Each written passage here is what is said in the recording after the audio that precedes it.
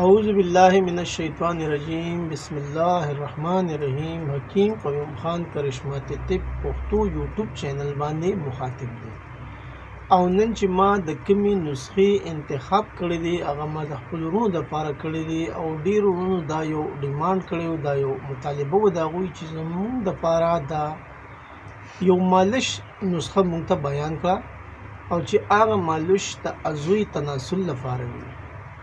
نو اوس په عضوي تناسل باندې خو ټول وروڼه پوهېږي او د هغې نوم اخیستل زه په پښتو کې نه غواړم.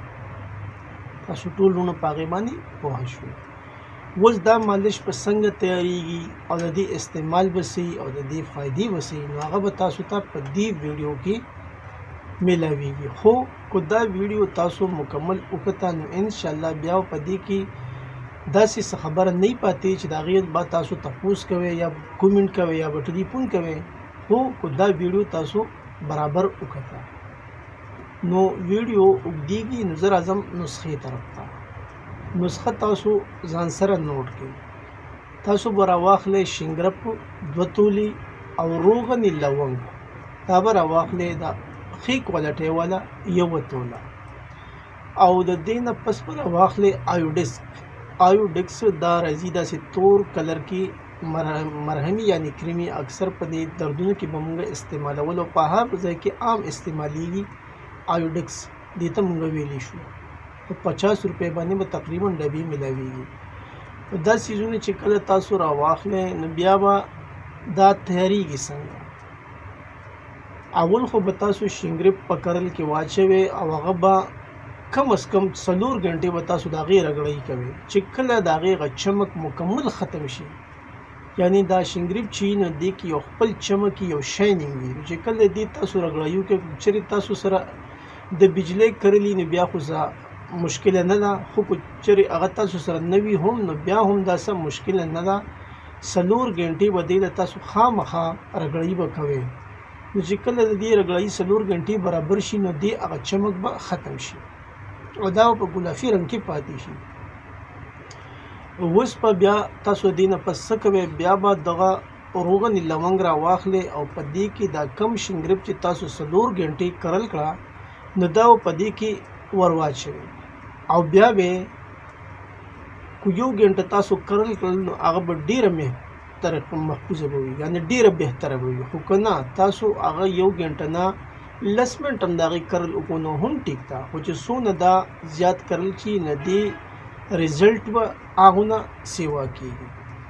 نو بیا په دې روغن لونګ چې کوم دا روغن موږ تیلو ته وایو د لونګو په تیلو کې به دا تاسو ور واچوئ. دا کم شنګرپ چې تاسو 4 غنټې د دې رګړۍ کړې ده دغه به په دې کې شامل کړئ او بیا به دا رګړۍ به د دې مګل به شروع کړي او د دې نه پس په دې کې چې کوم د آیوډکس یو وړوکې ډبې تاسو اخیستي د هغې نه به هغه راواخلئ او هغه پکې هم ور واچوئ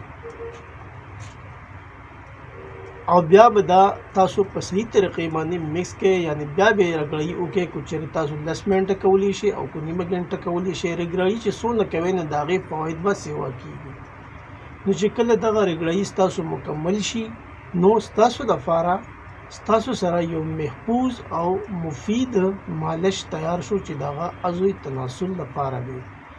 اوس د عضوي تناسل چې کومې بیمارۍ دي هغه خو ټولو تاسو ته په ګوته دي. ټول تاسو پوهیږئ چې یا خو به د اوږدوالي مسلې یا به د پیړوالي مسلې یا به په هغې کې سختي نه راځي یا به د کوږوالي مسلې. نو په دغه ټولو مسلو کې به انشاءالله دا یو بهترین مالش دی او دا به تاسو چې څنګه عام طلاګانې استعمالیږي هم په هغې طریقې به دا استعمالیږي. خو کوشش به دا کوئ چې تاسو کله دا استعمال کړئ نو دې نه بیا یو نری شانتي کپړه هم تاوخئ خو زور به هغې له نه ورکوئ. هغه به دې دپاره استعمالیږي چې ستاسو کپړې دې سره نه خرابېږي او کوشش دا کوئ چې کله تاسو دا استعمالوئ نو ستاسو چې کومې تسې متیازې دي هغه مخکې کوئ چې بیا تاسو ته ضرورت نه وي په شپې کې د متیازو دپاره د راپاڅېدو.